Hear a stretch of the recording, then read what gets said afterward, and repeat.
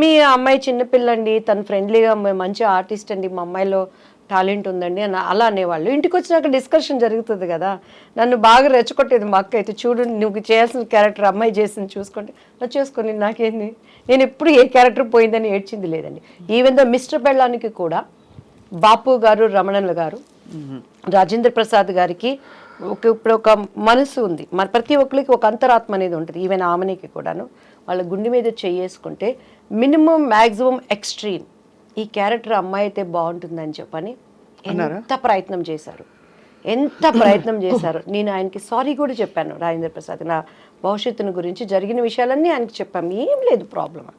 ఆయన వేరే ఆలోచనలో ఉండేవాళ్ళు, మేము అది అంటే ఇప్పుడు అప్రమత్వం, ఈజ్ గుడ్ ఆర్టిస్ట్ కానీ ఆ క్యారెక్టరు నాకు ఆమెని ఒకరోజు ఫ్లైట్లో కలిసినప్పుడు నాతో చెప్పింది, దివ్యవాణి గారు 1000 సార్లు నాకు ఆ డెక్లో, అప్పుడు సీడీలు డెక్లు ఉండేవి, చూపించి ఇలానే కావాలని చెప్పేవాళ్ళు. బాబు మరి ఎందుకు మిస్ అయిపోయారు మీరు?